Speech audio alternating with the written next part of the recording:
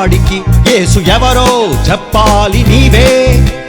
పరిశుద్ధుడురా, పవిత్రుడురా, అతని గుణాలను ప్రకటించే యాజకుడివిరా. పరిశుద్ధుడురా, పవిత్రుడురా, అతని గుణాలను ప్రకటించే యాజకుడివిరా. వాదించి ఒప్పించి గెలిపించరా యేసుని.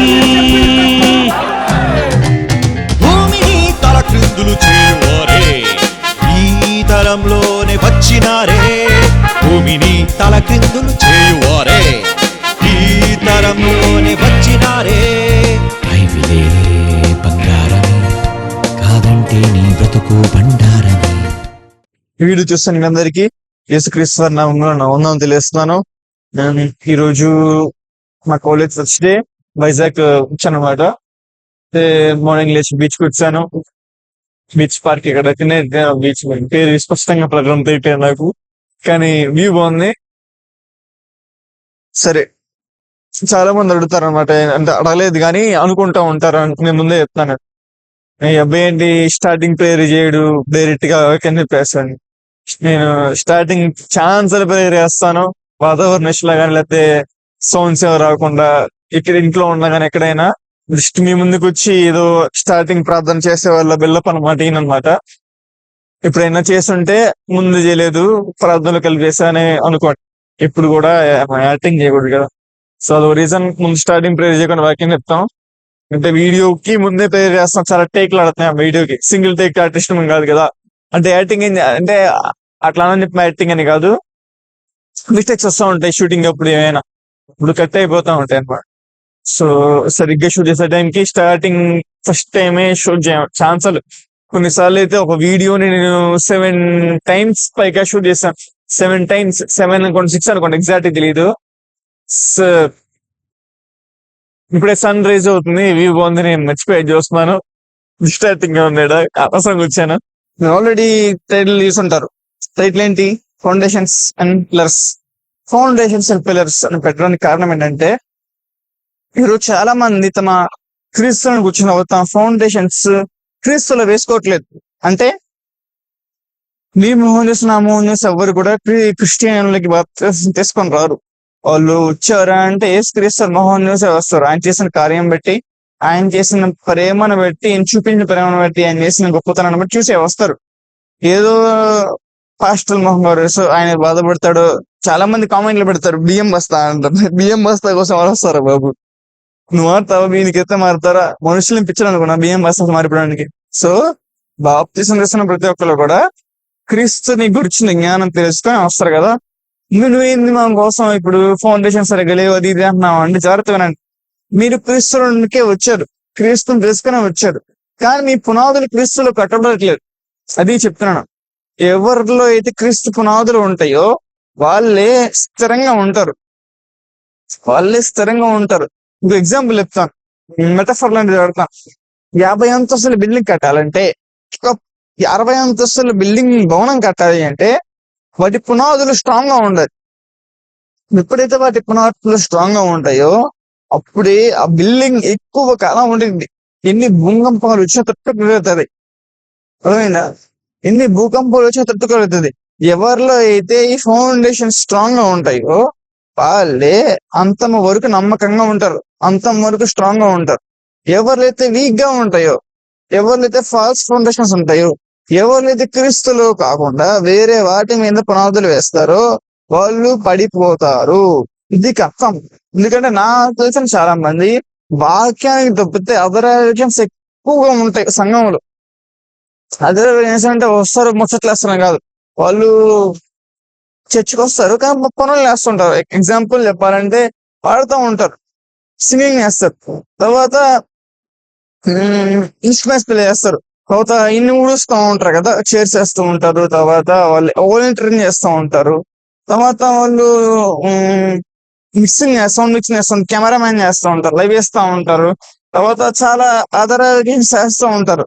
వీళ్ళని నేను తప్పు అనట్లేదు, కానీ ఇలా చేసే వాళ్ళకి ఎక్కువగా వాక్యం స్టాండ్ ఉండలేరు అనమాట. మీరు వాళ్ళని అడగని చెప్తారు, మేము ఎందుకు ఇలా ఉన్నాము, నిజమేనా కాదా అని చెప్తే కొంతమంది ఒప్పుకోరు. ఎందుకంటే మేమే వాక్యం లేవంటే ఎవరైనా ఒప్పుకుంటారు? మీరు వెళ్ళి తెలిసిన వాళ్ళని అడగండి, మీరు ఇలా ఉన్నారా, స్టాండ్లు కరెక్ట్ గా ఉన్నాయా అంటే వాళ్ళు చెప్తారు. లేవు అని చెప్తారు. ఎందుకంటే వాళ్ళు ఆదివారం వచ్చేది సంఘానికి వస్తారు, అదే వాళ్ళ టైంలో వాక్యం వినాలి. కానీ వాళ్ళు వాక్యం వినే టైంలోనే వేరే వాటి మీద దృష్టి పెట్టడం వల్ల వాళ్ళు పడిపోతూ ఉంటారు. వేరే వాటి మీద దృష్టి పెడితే ఏమవుతారు, వాక్యం కాకుండా వేరే వాటి మీద దృష్టి పెడితే పడిపోతారు కదా. సో ఆ వాక్యం మీద దృష్టి పెట్టలేని వాళ్ళు పడిపోతారు. పెట్టే వాళ్ళు నిలకడ, అంటే కూర్చున్న విశ్వాసం నిలకడగా ఉంటారు. అంటే ఇప్పుడు 10 మంది 50 మంది చెప్పట్లేదు.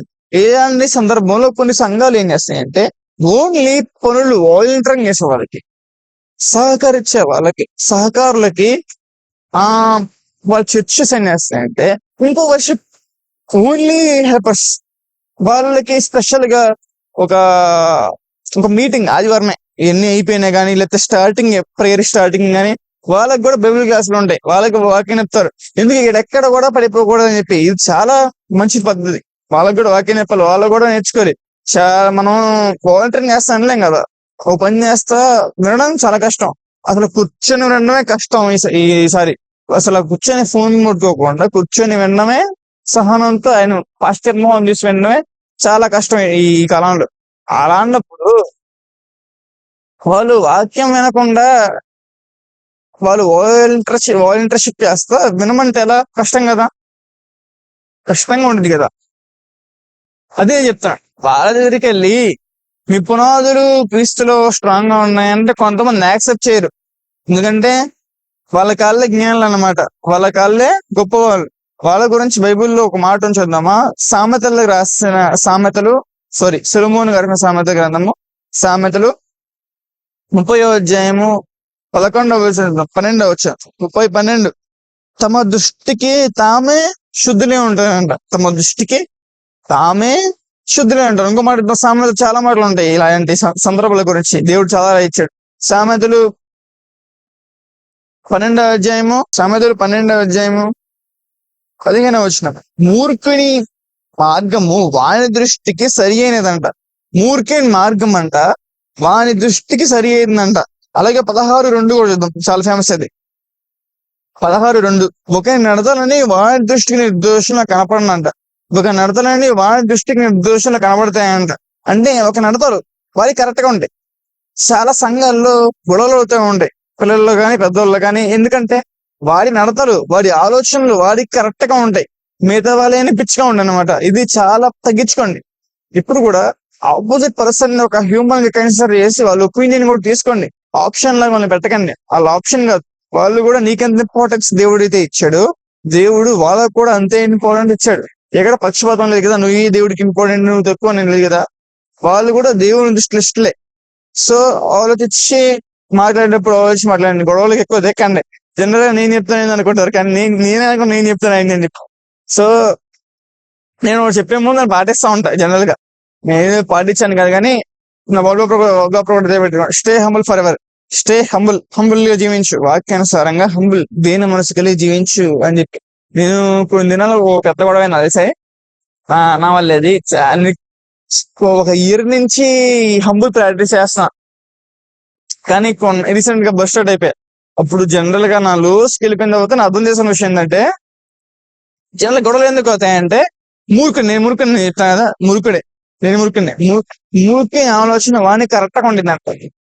జ్ఞాని అంట చెప్పిన మాట అంగీకరిస్తాడంట. జ్ఞాని ఆలోచిస్తాడు, ఓ ఇదే అవునా కాదా అని ఆలోచిస్తాడు. మూర్ఖుడు అంట వాని దృష్టికి వాడే బిల్లపిస్తా కరెక్ట్ గా ఉంటాడు. సో ఈ రోజు చెప్తున్న మాటలు వినేవారు, నువ్వు మూర్ఖుడు జ్ఞానివా నువ్వు ఆలోచించుకో. చెప్తున్న మాటలు అర్థం చేసుకొని దాని ప్రకారం జీవిస్తూ జ్ఞాని అవుతావు, లేకపోతే నువ్వు ఖచ్చితంగా మూర్ఖుడు అవుతావు. సరే, ఫౌండేషన్స్ నువ్వు ఫౌండేషన్స్ ఎవరిలో కట్టబడాలి అంటే జనరల్ మనం తెలిసిన విషయమే, వాక్యంలో కట్టబడాలి. దీని గురించి యేసుక్రీస్తు ఉపమానం మాట్లాడతారు. మత్తయి సువార్త 7వ అధ్యాయంలో కొండమీద ప్రసంగాలు మాట్లాడుతూ, మత్తయి సువార్త 7వ అధ్యాయం 24వ వచనం. కాబట్టి ఈయన మాటలు విని వాటి చెప్పున చేయి ప్రతివాడు బండ మీద తన ఇల్లు కొట్టుకుని పోలిన బుద్ధిమంతుని పోలి ఉన్నాడు. ఆయన మాటలు వినడం మాత్రం కాదు, విని వాటి చెప్పున చేయి ప్రతివాడు బండ మీద తన ఇల్లు కొట్టుకుని పోలి ఉన్నాడంట. బండ మీద కట్టినవాడు. వాన కురిసాను, వరదలు వచ్చాను, గాలి వచ్చి విసిరి ఇంటి మీద దాడి చేశాను, కానీ ఆ ఇల్లు కూలిపోలేదంట. తర్వాత ఇల్లు ఇసుక మీద ఇల్లు కట్టివాడు ఉన్నాడు. మరియు నా మాటలు విని వాడి చెప్పున చెయ్యని ప్రతివాడును ఇసుక మీద తన ఇల్లు కట్టుకొని పోలిన బుద్ధిమంతుని పోలి ఉన్నాడు. ఇసుక మీద తన ఇల్లు కట్టుకొని పోలిన వాడే ఉన్నాడంట. ఆ ఇసుక మీద కట్టుకుంటే ఏమొచ్చింది? వాన వచ్చింది, వరద వచ్చింది, ఇల్లు కూలిపోయింది.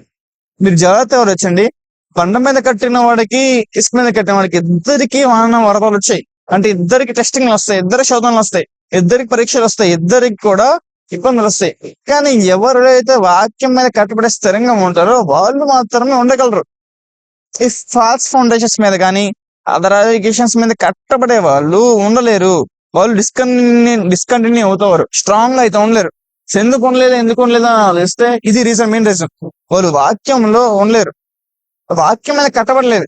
సో ఎవరైతే వాక్యంలో కట్టబడలేదో దయచేసి వీడియో చూడండి. అయ్యా బాబు, మీరు వాక్యంలో కట్టబడాలని చెప్పి నేను చెప్తున్నా. మేము విమర్శించట్లేదు, కానీ మీరు వాక్యంలో కట్టబడాలని చెప్పి ప్రేమతో చెప్తున్నాను మాటలు. తిమోతి గారికి పౌలు గారు రాస్తూ, తిమోతి గారు రాసిన 2వ పత్రిక 3వ అధ్యాయము 14వ వచనంలో, క్రీస్తు యేసునందు ఉంచవలసిన విశ్వాసం ద్వారా రక్షణార్థమైన జ్ఞానము నీకు కలిగించుటకు శక్తి గల పరిశుద్ధ లేఖనములను నీ బాల్యము నుండి ఎరుగుదవు కనుక నీవు నేర్చుకుని రూఢిగా తెలుసుకునే వాటిని నడుచుకుంటేవో ఆ సంగతి అని లాస్ట్ అంటాడు, వాటి యందు నిలకడగా ఉండమంటాడు. అంటే బాల్యము నుండి నేర్చుకున్న సంగతులను, బాల్యము నుండి తిమోతి గారు వాళ్ళ తల్లి దగ్గర కానీ వాళ్ళ అవ్వ దగ్గర కానీ నేర్చుకున్న సంగతులను నేర్చుకున్న నీవు వాటి యందు నమ్ముచు, వాటి యందు స్థిరంగా ఉండొచ్చు, నువ్వు రూఢిగా ఉండు అని తిమోతి గారికి పౌలు గారు చెప్తున్నారు. వాటి యందు స్థిరంగా ఉండు, వాటి యందు నమ్మిక ఉంచని పౌలు గారు నిలకడగా ఉండు. అంటే నిలకడగా ఉండలేమా అంటే ఖచ్చితంగా ఉండడం కష్టం, అసాధ్యం కాదు, కష్టం కానీ అసాధ్యం కాదు. యశోధనలు వస్తూ ఉండే, సినిమాలు వస్తూ ఉండే. ఎవరైతే స్ట్రాంగ్ గా ఉంటారో వాళ్ళు మాత్రం, ఎవరైతే వాక్యంలో ఉంటారో, వాక్యంలో కట్టబడతారో వాళ్ళు మాత్రమే స్ట్రాంగ్ గా ఉండగలరు. మిగతా మొత్తం కూలిపోతూ ఉంటారు. నేను చాలా మంది బాధ్యత తీసుకున్న వాళ్ళు కూడా ఈ రోజుకి సంఘంలో సహవాసం ఉండలేరు. ఈ రోజుకి బయటికి వెళ్ళిపోతూ ఉంటారు, బయట లోకంలో జీవిస్తూ ఉంటారు. ఎందుకు ఇలా అయ్యారు, ఎందుకు లేరు అంటే వాళ్ళ బేస్ స్ట్రాంగ్ గా లేదు. బేస్ స్ట్రాంగ్ గా లేదు. ఇది ఎందుకు చెప్తున్నానంటే, ఒకవేళ మీ బేస్ స్ట్రాంగ్ గా లేకపోతే మీ ఫ్యూచర్ లో వాక్యం నుంచి, సంఘం నుంచి, సహవాసం నుంచి వేరైపోయే ఛాన్స్ ఉంది. కాబట్టి సరి చేసుకుంటారని చెప్తున్నాను. మీరు వాక్యంలో దయచేసి విజ్ఞాపన అనుకోండి, వాక్యంలో కట్టబడండి. మీరు దయచేసి మీ రిక్వెస్ట్ అనుకోండి, మీరు వాక్యానికి ఇంపార్టెన్స్ ఇవ్వండి, వాక్యానికి ఎక్కువ ఇంపార్టెన్స్ ఇవ్వండి. తిమోతి గారు బాల్యం నుండి లేఖన ప్రావీణ్యుడు. అసలు పాత నిబంధనకి వెళ్తే దేవుడు చెప్తాడు, ద్వితీయోపదేశకాండంలో దేవుడు మాట్లాడుతూ చెప్తాడు, మీరు లేఖనాలు ఎప్పటి నుంచి నేర్చుకోవాలంటే మాట్లాడుతూ అంటాడు. 6వ అధ్యాయం 6వ వచనం, ద్వితీయోపదేశకాండం 6వ అధ్యాయం 6వ వచనంలో, నేను నీకు ఆజ్ఞాపించి మాటలు నీ హృదయంలో ఉండవలన నీవు నీ కుమారులకు వాటిని అభ్యసింపజేసి నీ ఇంటకు వచ్చినప్పుడు, నువ్వు త్రోవ నడిచినప్పుడు, పండుకున్నప్పుడు, లేచినప్పుడు వాటిని గురించి మాట్లాడవలను, సూచనలు వాడి చేతులు కట్టుకున్న వాళ్ళని చెప్తాడు. అంటే బాల్యం నుండే నీ చిన్న బిడ్డలకే నేర్పించాలి. ఎలా నేర్పించాలి? కూర్చున్నప్పుడు, పడుకున్నప్పుడు, త్రోవ నడిచినప్పుడు, నువ్వు ఎక్కడ ఉన్నా నువ్వు నా మాటలు చెప్పాలి వాళ్ళకి. ఎందుకంటే మర్చిపోయే అవకాశం ఉంది. నువ్వు నీ నెక్స్ట్ జనరేషన్స్ కి వాక్యం చెప్పాలి. ఇలా చెప్పాలని చెప్పి దేవుడు ఎక్కడ చెప్పాడు? ద్వితీయోపదేశకాండంలో చెప్పాడు. అంటే మోషే గారి కాలంలో, మోషే గారి ద్వారా దేవుడు ఏమైనా మాటలు ఇక్కడ మనం తిమోతి గారిలో మనం చూస్తాం. తిమోతి గారు అంటే బాల్యము నుండి లేఖనాలు ఎరిగినవాడు అంట. సో నువ్వు ఎరిగావు కాబట్టి పౌలు గారు అంటారు, నువ్వు ఎరిగిన లేఖనముల్లో స్థిరంగా ఉండు, నిలకడగా ఉండు, వాటి నుంచి తప్పిపోకుండా నువ్వు వాక్యం అర్థం చేసుకో అని చెప్తా ఉంటాడు అనమాట.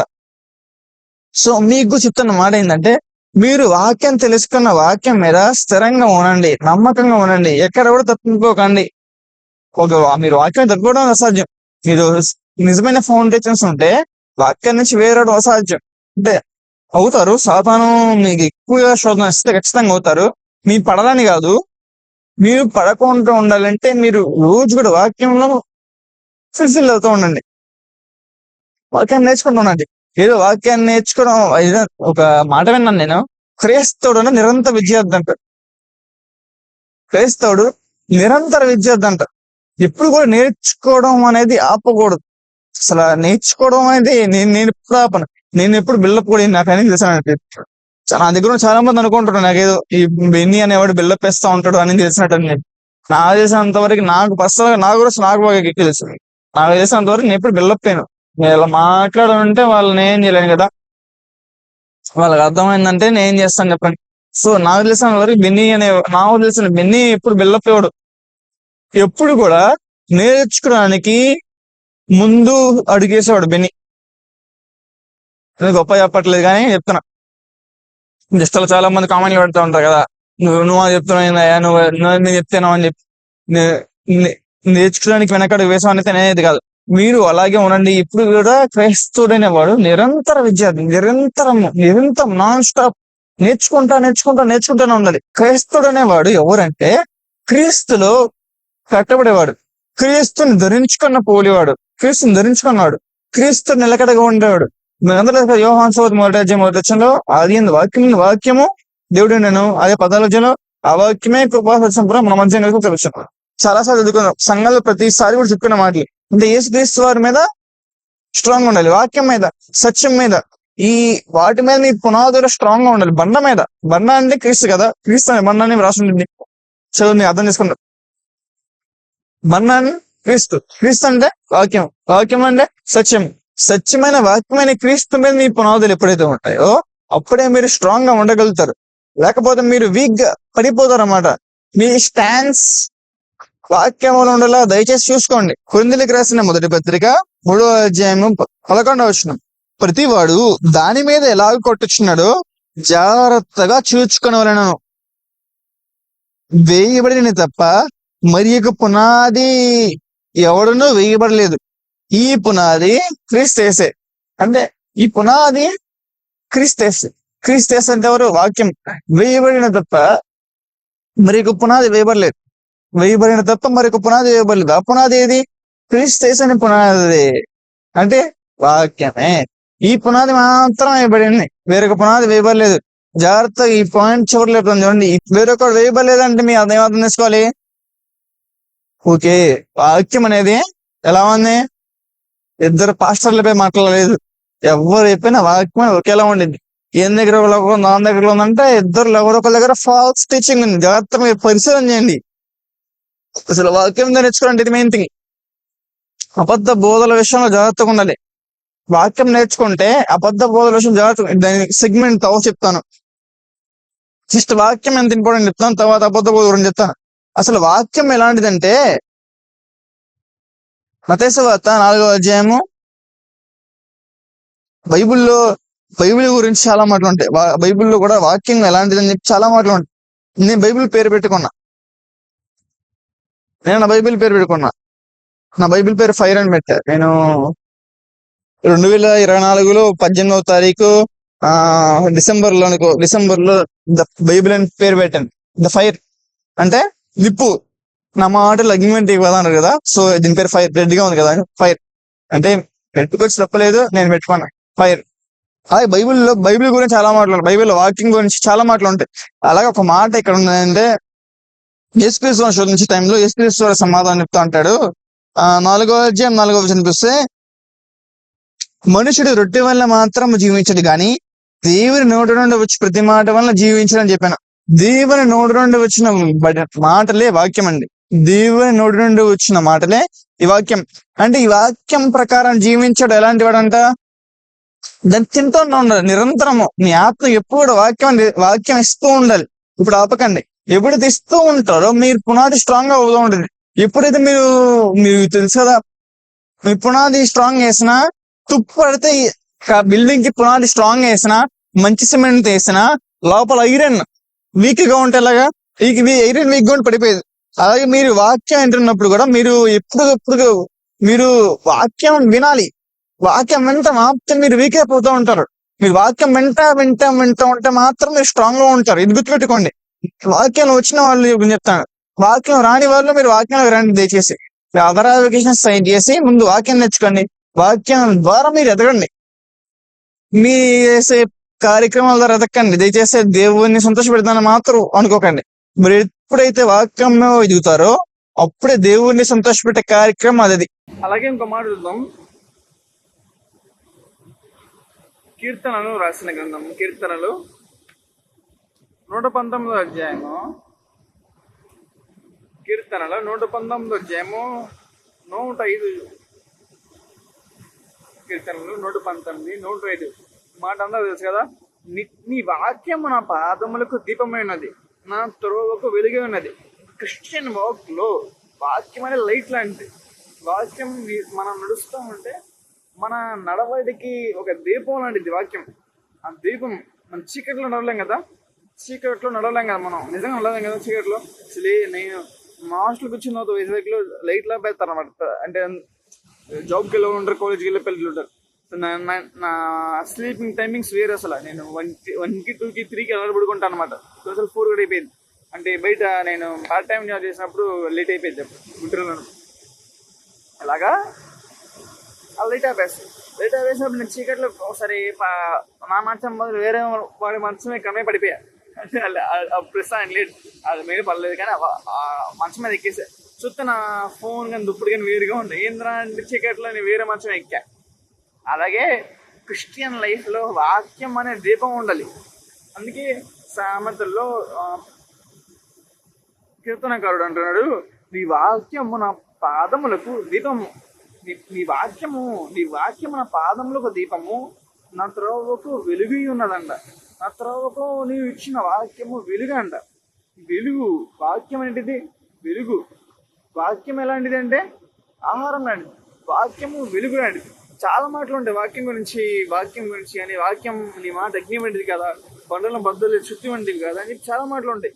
ఇవేమి టైం లేదు చెప్పట్లేదు. చాలా మాటలు ఉన్నాయి, మీకు తెలిస్తే అర్థం తెలుసుకోండి. వాక్యం ద్వారా తప్ప మనం చేసే పనులు ఏమీ లేవు.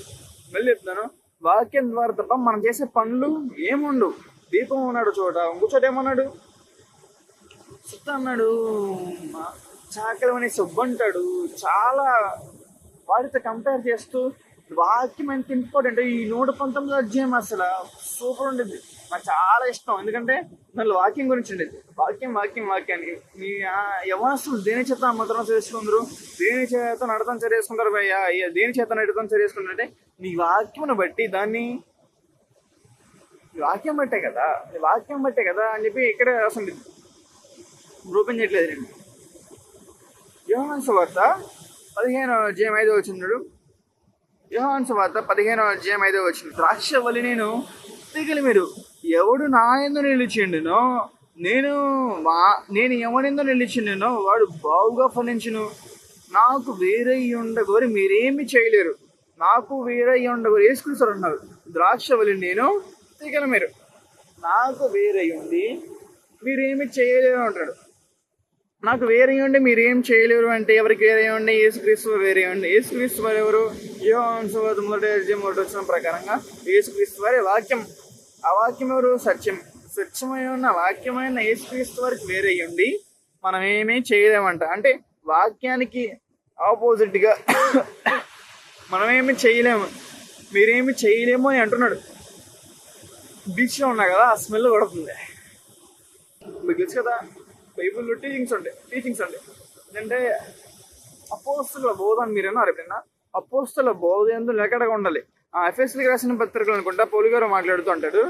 ఎఫెసీయులకు రాసిన పత్రిక 2వ అధ్యాయము, ఎఫెసీయులకు రాసిన పత్రిక 2వ అధ్యాయము 20వ వచనం చూస్తే, క్రీస్తు ముఖ్యమైన మూలరాయి ఉండగా అపోస్తలను ప్రవక్తలను వేసిన పునాది మీద మీరు కట్టబడి ఉన్నారు.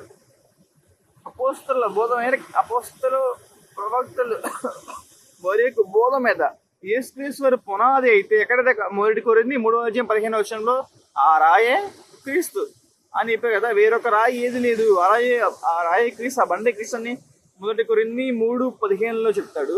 ఇక్కడ ఎఫెసీ రాసిన పత్రిక 2వ అధ్యాయము 20లో ఏం చెప్తున్నాడంటే, అపోస్తలు వేసిన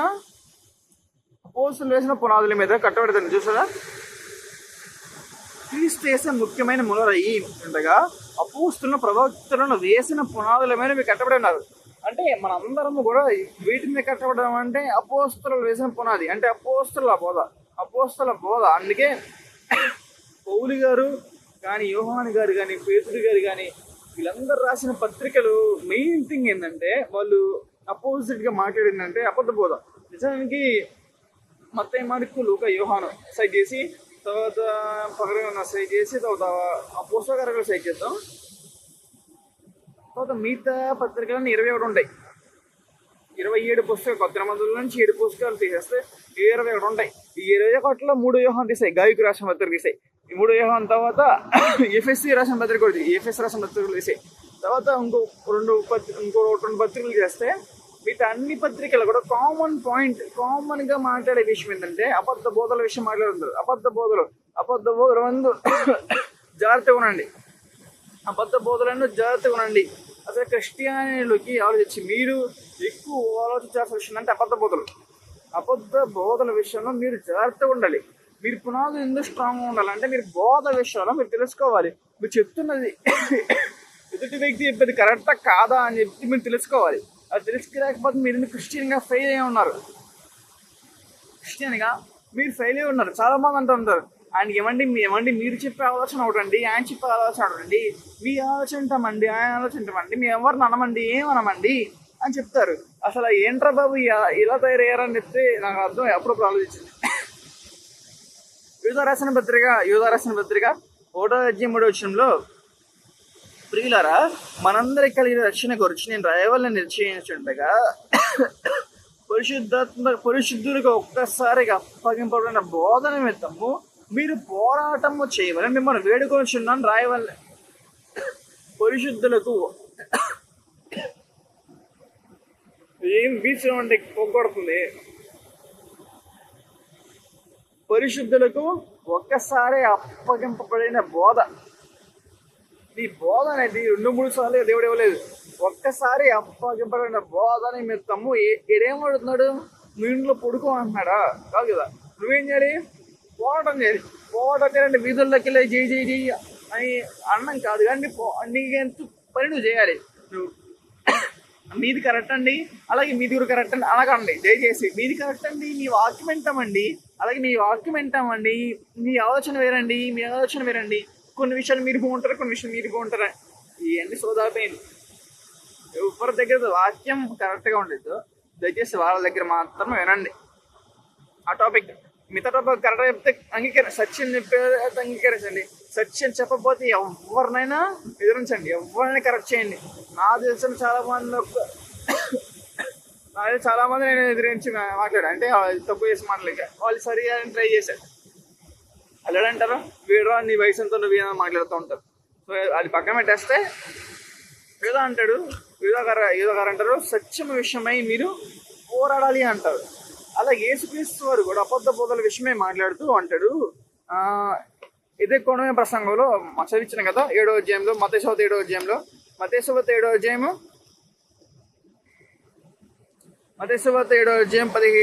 వచనం చూస్తే అబద్ధ ప్రవృత్తుల గురించి జాగ్రత్తగా ఉండండి. వారు గొర్రె చర్మంలో వేసుకొని మీ ఎంతకు వచ్చుతారు, కానీ లోపల వారు క్రూరమైన తొడేళ్ళంట. అబద్ధ బోధలంట, అలాంటి వాళ్ళంటే క్రూరమైన తొడేళ్ళంట. అలాగే 24వ అధ్యాయంలో ఇదే మత్తయి 24వ అధ్యాయం ఇప్పుడు ఏం చేద్దామంటే యేసుక్రీస్తు వారి తర్వాత పౌలు గారు, తర్వాత యోహాను గారు, తర్వాత పేతురు గారు, ఈ నలుగురు గురించి చూద్దాం. వాళ్ళ నలుగురు కూడా అబద్ధ బోధలు కూడా చెప్తారు. సో ఇక అన్ని చెప్తాను, 2-3 చెప్తా ఉంటాను. 24వ అధ్యాయము మత్తయి 24వ అధ్యాయము 15వ వచనం. అనేకులైన అబద్ధ ప్రవక్తలు వచ్చి పలువురిని మోసగుతారు. అనేకులు వస్తారు చూసారా, అనేకులైన ప్రవక్తలు వచ్చి పలువురిని మోసం చేదురు అంటాడు. అంటే చెప్తున్నాడు అబద్ధ బోధకులు అనేకులు వస్తారు అని చెప్తాడు. కానీ చాలా బాగుంది, ఇప్పుడు చూపిస్తాను మళ్ళీ. పౌలు గారు కూడా వస్తారు అంటారు. పౌలు గారు కూడా అనేకులైన వాళ్ళు వస్తారు అంటారు. కొరింథీయులకు రాసిన రెండవ పత్రిక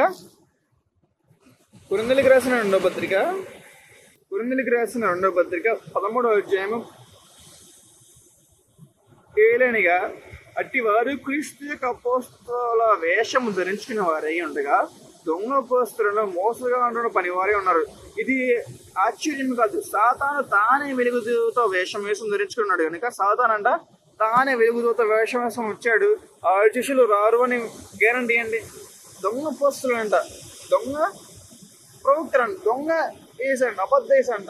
ఇలాగా చాలా మంది ఉన్నారు. ఆ కాలంలో ఉన్నారమ్మా, ఆది సంఘం నుంచే ఉన్న ప్రాబ్లం అనమాట. ఇప్పుడైతే కాదు. అదే గలతీ రాసిన పత్రికలో పౌలు గారు అంటారు, గలతీ 1:8 మేము మీకు ప్రకటించిన శుభవార్త కాక మరి ఇక సువార్త అయినను, అంటే ఈ సువార్త అంటే అండి క్రీస్తు యేసు జన్మ మరణ సమాధి పునరుద్ధానం కదా. ఈ సువార్త కాక మరి ఒక సువార్త అయినను నేమైనను పరలోకంలో వచ్చిన దూతలైనను మీకు వచ్చి ప్రకటించిన కదా వాడు శాపగ్రస్తుడు కాక. అంటే సువార్త మేము మాత్రమే కాదు, ఈ సువార్తను దాటి ఈ సువార్తను చెప్పే మేము మాత్రం కాదు, దూతలు చెప్పిన నమ్మకండి అంటున్నాడు. అంటే పౌలు గారు గలతీ సంఘంలో చెప్పిన వాక్యం ఎంత స్టాండ్ ఉన్నదో అర్థం చేసుకోవాలి. అంటే వాక్యం ఎలాంటిది, మీ దూతలు చెప్పిన నమ్మకాన్ని అంటే ఏమంటాడు, మీరు చెప్పిన కరెక్ట్ సార్, అలాగే మీరు చెప్పిన కరెక్ట్ సార్ అంటాడండి. తప్పని చెప్పి మిగుతా ఇలాంటివి ఎందుకు చెప్తారంటే వాళ్ళ ఫేవర్ పాస్టర్ చెప్పిన తప్పు అని తెలిసిపోయింది. బిడ్డకి ఏం తెలిసిందంటే మా పాస్టర్ తప్పు చెప్తున్నారు, అయినా కూడా ఈయన స్టాండ్ చేసుకుంటున్నాడు. అంటే ఆయన థియరీ వేరండి, మీ థియరీ వేరండి. మీరు చక్కగా చెప్తారండి, మీరు కూడా చక్కగా చెప్పారండి, ఇలా ఆపేయండి అయ్యా, భజన కొట్టకండి దయచేసి. తప్పు చెప్పారని ఒప్పుకోండి చేయదు. అదే చెప్తాను, ఎవరైనా అప్పుడు ఎవరైనా ఫ్లాస్ ఉండే వాళ్ళు తప్పు చెప్తే వాళ్ళకి చెప్పండి దయచేసి, వాళ్ళు కరెక్ట్ చేసుకుంటారు. కరెక్ట్ చేసుకునే క్రైస్తవుడే కదా అసలు కరెక్ట్ చేసుకొని వాడు సేవకుడు అవుతాడు. చెప్పండి, కరెక్ట్ చేసుకునే వాడే క్రైస్తవుడు అవుతాయి. ఎవరైతే కరెక్ట్ చేసుకునే స్వభావం ఉండిద్దో వాడే కదా నిజమైన క్రిస్టియన్, వాడే నిజమైన క్రైస్తవుడు. కరెక్ట్ చేసుకునే స్వభావం కలిగి ఉన్నది దయచేసి. అలాగే ఇక్కడ చూసారా, అబద్ధ బోధకులు వస్తారు అంటాడు, కానీ పేతురు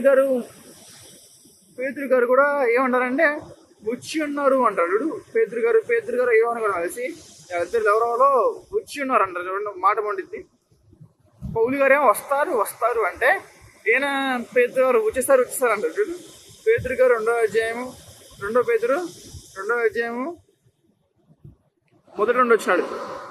మరియు అబద్ధ బోధకులని ప్రజలు ఉండిరి, అట్టువారు పరుగులు అట్టి వారిన మీలో అబద్ధ బోధలు ఉందరు.